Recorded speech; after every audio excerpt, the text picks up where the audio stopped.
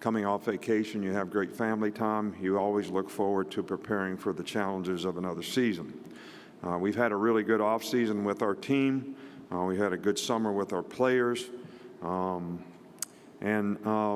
I think our team has made improvements and progress in, a lot of areas, whether it's physical development, attitude development, and, trying to develop a mindset that will allow us to have good team chemistry, in the future. But, as we always do, it's kind of like, here we go again in making predictions about how young people, adolescents will perform in the future.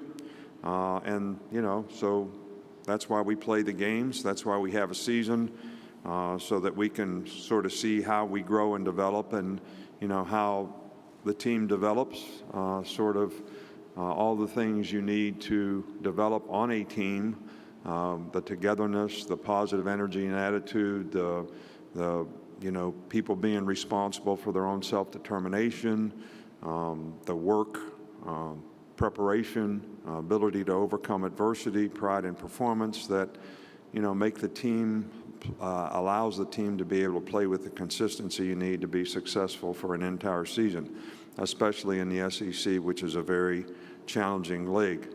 But I think it's also more difficult than ever to sort of predict, how your team is going to develop in all these areas, because we have more turnover, on rosters, in terms of how do you create a sense of object constancy, which we all strive for in our life, sense of belonging, sense of family, sense of consistency in what's coming next, and, what the challenges are, who I am, where I'm going, how I'm going to get there. And these things are all really critical factors in developing, creating an identity, personally, individually for players, as well as, for a team. And I think the more turnover you have, on your roster, probably the harder it is to predict, how those things actually happen. I think it's, also probably because of a lot of the changes that we have in college football as we move forward. It's also very, very important to stay focused on, what do you need to do to have a program that creates value for players and their future in terms of their personal development, their academic development, ability to develop a career off the field, which really prepares them for their future after football, and how can they develop a career, as a football player. So all these things contribute to how players can be more successful in life. And I still think, the focus needs to be on how do we continue to be able to have the kind of program that's going to help players develop, value for their future, which is why we all went to college, all of us, me included, all of you. And that's with the changes. We want to make sure that we sort of stay focused on the things that are most important for college student athletes. The players that we have here, Bryce, Will, Jordan Battle, have all represented our program in a first-class way. I think they've represented the university in a first-class way, and the conference. All these guys are on track to graduate in December, which we're very proud of the academic standard that we've been able to maintain in terms of graduation rate. I think we're in the top 3 in the country in APR. These guys have provided good leadership, for our team. They've worked hard. They're the right kind of people. They've got the right stuff. They're very talented players. But the challenge is, are the players on our team all going to buy into the principles and values and the standards of the organization, which these guys have done a great job of demonstrating, so that we can create the kind of identity that will create the kind of consistency and performance that we need to have a successful team. So mindset is really, really important to that. Leadership, which these guys have done a great job of providing, is also very important to that. But it's also, how do the other people on the team sort of buy into the leadership that have been provided? And that's always a work in progress with new players in the organization, new players on the team. So we have challenges on our team. I mean, we had 7 players drafted, 2 first-round draft picks, and some very, very good players at wide receiver and other positions that, will be difficult to replace. I think we've had 113 players drafted in the last 14 years and 41 first-round draft picks. So very proud of the fact that we've done a good job of creating value for players at the next level. But it'll be a challenge for us to replace the skilled players lost. 2 great receivers on our team last year. We've got some significant challenges in replacing, some offensive line people, which, Bryce Young is a great player. He's a great leader. He's a great quarterback, obviously. But quarterback is also a position that may be one of the most difficult positions in all of sports to play if you're not surrounded by good people. So the challenge for us is to make sure that we do an outstanding job of developing the players around him so that we can continue to be a very productive offensive team. Defensively, I think we've got 7 starters back, but again, the biggest challenge is going to be, how do we replace the corners that we lost? Because, corner is probably the one position that puts the greatest restrictions on what you can do on defense. So that's going to be a significant challenge for us as well. I do think we have good specialists, so we should be good at special teams. I'm really pleased with the new special teams coordinator, Coleman Hutzler, that we have. He's done a good job. The players have bought into it, which is always important on special teams. And from a staff standpoint, this is the first year in a long time we've had both coordinators, continuity in both coordinators, which I think is, probably a important thing for us. And the new coaches that we have brought in to replace coaches on our staff have, fit in extremely well. They made a positive contribution in the relationships they've been able to develop with players and the energy and enthusiasm and new ideas that they brought to the organization. So we're very, very pleased with the, staff that we have right now in terms of how they can contribute to developing, our team. I'd like to thank you all for all that you do to create interest, in college football. There's a lot of positive self-gratification that players gain from the things that you do, which I think, college football is a great game, tremendous interest on a national level to, see how these players develop and see, how, the competitive balance is something that, fans and people that watch college football are always interested in. And I think you all have done a really good job of, creating a circumstance that is very positive for our sport. And, we certainly thank you, for that. So any questions? Thank you, Coach. If you have a question, raise your hand. Aaliyah, Bailey, and Kiera will get to you. Again, if you could stand, if you're able, that will help us identify who's asking the question, and then we'll go from there. Again, please state your name and affiliation. Okay, we're going to start, Coach, over here on my left, right here in the middle, second row. Bob. Hey, Nick, how you doing? Doing great, thanks. Bob Holt, Arkansas Democrat Gazette. I don't know if you noticed, it stopped raining right before you came up, so I don't know if you had control over that or not. I don't think so. Yeah. But as far as Will and Bryce, can you think of another team where you've had such elite guys on each side of the ball? And what's it like having 2 guys back that are so good, arguably, the best in the country? Well, I don't like to compare players, but to have 2 players that make such a significant impact on our team as those 2 guys, I don't recall ever having a circumstance like that. We've had some great impact players, but never one on offense, one on defense of, the caliber that these guys have been able to play on a consistent basis. But I think, probably bigger than that is the impact that they have on the players around them. These guys set a great example. They're players that other people on our team can emulate in a positive way because of the example that they set. These guys are very serving to their teammates in terms of, they really do care about helping other people for their benefit. So these guys have not only been great players, they've contributed from a leadership standpoint probably as significantly as any leaders that we've had, and we've had some really good leaders in our program and our organization. So really excited about having these guys on our team. You couldn't ask for two better people I've always said that when the best players on your team are really good people with great attitude and great mindset, it's really helpful to developing the kind of team chemistry that you need to have a successful team. Coach, we'll go over here on our right-hand side on the second row. You have a question? No? All right. Let's go back over here on the left side here, third row.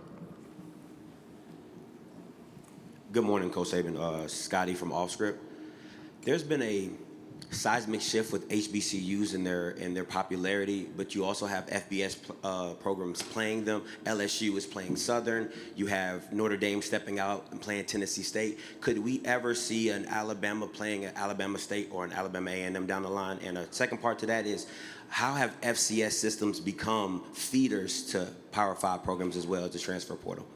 Yeah, well, I think that I certainly can see. We've tried to be very supportive. Ms. Sterry's on the Board of Trustees at Stillman College, and I've always been an advocate of playing in-state schools because I think it sort of helps them, raise their level and their ability to compete, which obviously if you do that, you also contribute to how successful the players, in those organizations can be. So I would be very much in favor, of that. I do think that some of the really, really good players, I think it's going to work both ways. I think some of the really good players in that league are going to have opportunities to go other places, but I also think that there'll be some players that come back to that league that will also be able to enhance their value as players because of the opportunity that will be created for them by playing at that level. So all good things. Coach, we're going to go over on our right side alongside the aisle. Good morning, Coach. Ken Capps from Football Writers Association of America. There are going to be 4 student reporters from the Alabama Communications Department and 4 student reporters from the University of Texas Communications Department covering the game in Austin on September the 10th. These are brand new reporters covering this big of a game. What would be your advice and tips for them? First of all, I would say that there's nothing in my job description that would indicate that I'm qualified to answer that. But look, I think fair and honest always works. And I think it's a great opportunity for these young people to, be able to cover a game of significance. And Texas has a great program, and Sark's done a really good job there. And it's going to be a very challenging game for us. And I think that if these young folks can, report the facts as well as be fair and honest in their assessments of how things go, I think that's as much as anyone could ask from a professional standpoint. Coach, we'll go in the section right in front of you, about 4 rows back. Good morning, Coach. Johnny Ballpark Franks with Franks Media in Nashville and Huntsville. Before you arrived at Alabama, the program never had a Heisman Trophy winner. And with Bryce Young's win, now 4, most in the SEC, in terms of the winners and the finalists, what has that success meant as far as winning the award and how it translates to success with your program? Well, I think it kind of goes both ways. I think the success that the program has had probably lends itself to more attention that our players get whether it's to make All-American or win national awards like the Outland Trophy or the Nagurski or, the Heisman or whatever it is. And because these guys all were great players and had great seasons on a very successful team that got a lot of national exposure and recognition, their performance was rewarded. Their positive performance was rewarded because they got a lot of exposure because of the success the team had. So, I think it kind of goes both ways in terms of, players being recognized. And we're always very grateful that, our players do get recognized in a positive way because I do think those things create value for them in their future, and that's obviously the goal. Okay, we're going to go right here in front of me, Lane, right in front, right behind you. There you go. Hey there, Coach Saban. This is Lane Higgins from the Wall Street Journal. I've noticed that when you were talking about the key, building blocks for a program, you mentioned personal development, academic development, and creating value for their football career, but you didn't mention NIL. And I know that that's something that you've, kind of weighed in on earlier this offseason, but, what is your view on how Alabama can, get involved in that space, just because it is changing dynamics in college football, whether you like them or not? Yeah, well, I don't dislike name, image, and likeness. I'm all for the players. I want players to do well. Our players did extremely well last year. They made over $3 million in name, image, and likeness. So I'm all for the players, being able to do as well as they can and use their name, image, and likeness to create value for themselves. And, we have a great brand at Alabama. So players are certainly, their value there is going to be enhanced because of the value that our brand can help them create. But, the thing that I have, sort of expressed, not concerns about, but there's got to be some uniformity in protocol of how name, image, and likeness is implemented. And I think there's probably a couple factors that are important in that. How does this impact competitive balance, in college athletics? And is there transparency to maintain fairness across the board in terms of college athletics? And how do we protect the players? Because there's more and more people that are trying to get between, the player and the money. And in the NFL, they have guidelines for agents because the NFL Players Association sort of has rules and regulations about how they, should, professionally, help the players. So that's, something that, we really want to make sure that our players are not being misguided in any way. And the biggest concern is, how does this impact and affect recruiting? Because on the recruiting trail right now, there's a lot of people using this as inducements to go to their school by making promises as to whether they may or may not be able to keep in terms of, what players are doing. And I think that, that is what can create a competitive balance issue between the haves and the have-nots. And we're one of the haves. So, don't think that what I'm saying is a concern that we have in Alabama because we're one of the haves. But everybody in college football cannot do these things relative to how they raise money in a collective or whatever and how they distribute money to players. Those are the concerns that I have in terms of, how do we place guidelines around this so that we can maintain a competitive balance. There is no competitive sport anywhere that doesn't have guidelines on how they maintain some kind of competitive balance. And I think that's important to college football. I think it's important to fans. That's why they have rules in the NFL where you have a salary cap, you have difficult schedule. If you have a successful season, you draft later. If you have a successful season, you draft early. If you have an unsuccessful season, and all these things are created so that there is competitive balance, which is great for the game and it's great for fans. So name, image, and likeness is not an issue for us at Alabama. And our players, I think, did better than anybody in the country last year.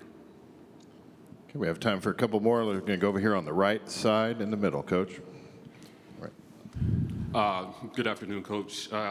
You're in the rare position of not only having a Heisman-winning quarterback, but having him return for another season. Can you talk about what kind of things you guys are coaching Bryce Young on the year after he won college football's highest award?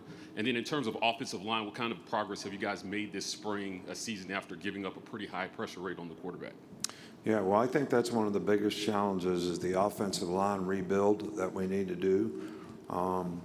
And I'm excited about the coach that we have at that position. You know, Coach Woodruff has done a really good job with the players and relationship building and fundamental progress. We do have some new players that may contribute to that weren't there in the spring. So that's something that we'll have to sort of assess, you know, in fall camp.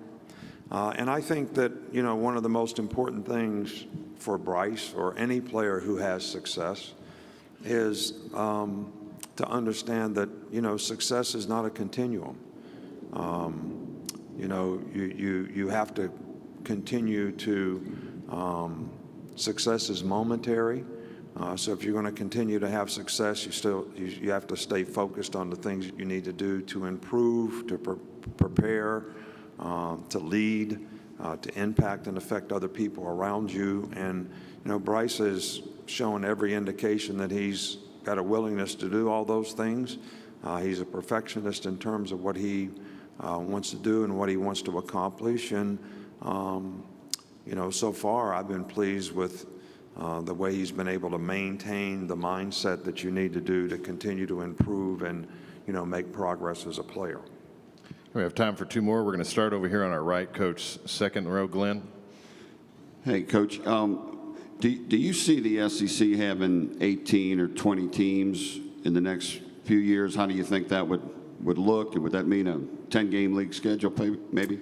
I have no idea.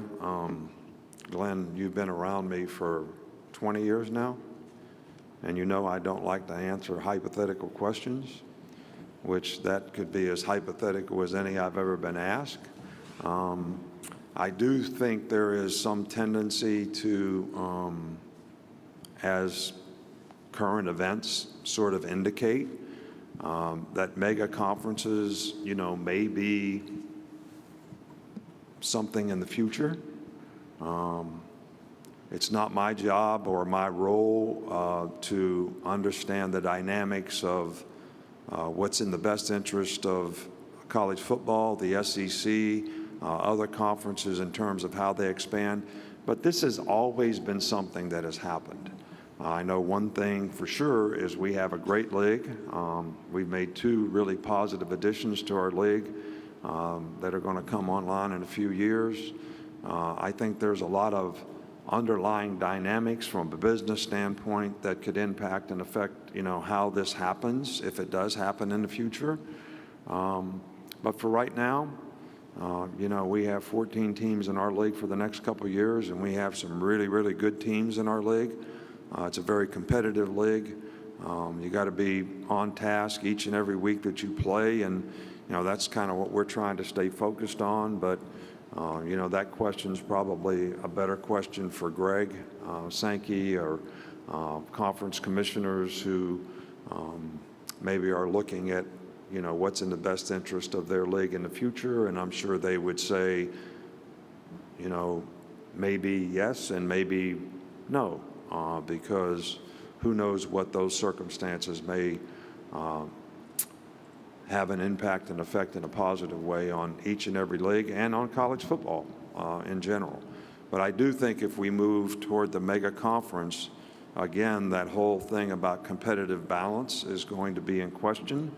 And look, I'm not here to say we should have it or we shouldn't have it, but if we have two 20-team leagues, how's that going to impact all the people that are not in those leagues? That's a question for all of you to speculate and answer on. I really can't speculate on that.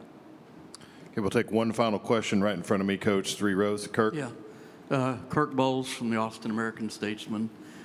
Nick, I don't know if it was a down year for you since you didn't win the national championship, but you also lost a couple games to former assistants, which you never do.